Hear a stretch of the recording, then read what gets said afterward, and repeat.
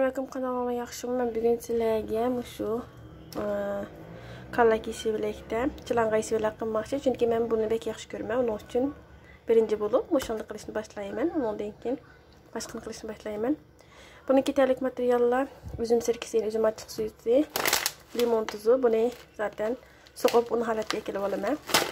Undan keyin limon morlanxana. Kallaki sevilak. Bunun bu uchini kesib etib, yuvib, paket tashni pulposini so'yib etib, bu holatda bütün holatda qalamchalarda to'g'irib olaman ikkilisini. Ben bu morlanxanani, ya'ni kallaki sevilakni bu holatda to'g'irib oldim. Endi buni men tuzlayman.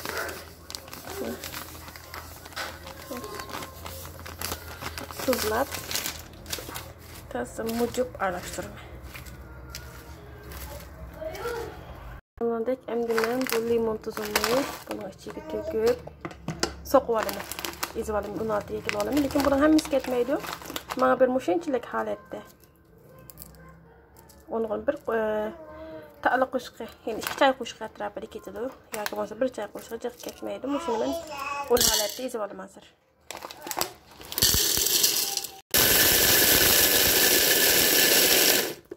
Mana bu holatda bo'ldi. Bunu ezib bo'ldik. Men bu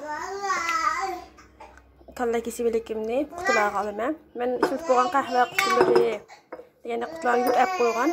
Uning uchun men shuningga to'ldirman ikkisiga tangishib. Ko'rganinglardek men qutamga bo'ldim. Endi men bu stakanda 1,5 stakan üzüm sirkesi,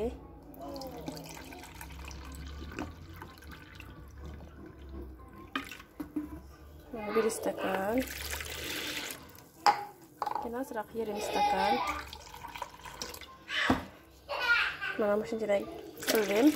Endi yana shu achishini qanchalik qo'llangan bo'lsam, sonra shunchalik qo'llanaman. Odatda qaynatib suvitib olgan suv bo'lsa yaxshi. 1,5 stakan o'xshash o'lchamda suv quyman.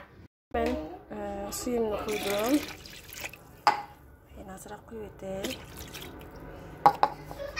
Endi men mana mush qo'shqimda bir qo'shiq bu so'qib olgan limon tuzimni quyib eritib olaman.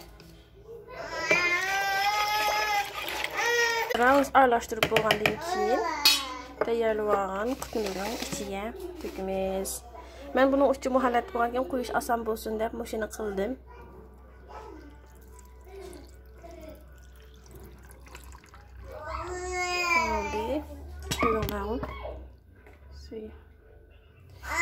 Endi bu yerimni bunun ichiga to'kaman.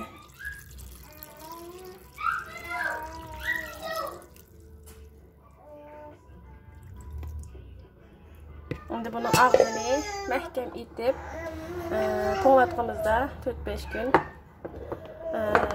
qo'yib, andan keyin iste'mol qilsak bo'ladi. Kun buzraqda qo'yib bo'lgandan keyin to'nglatqida elib iste'mol qilsak bo'ladi.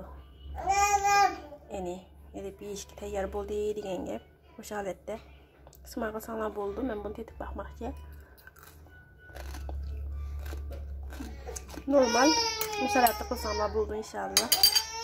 Yana sizlar izlagan har qanday mazmunlar bo'lsa, ostini yozib qo'ysanglar, men inshaalloh tayyor qilib beraman. Sizlar bilan ya'ni men bahorlayman, paylashaman.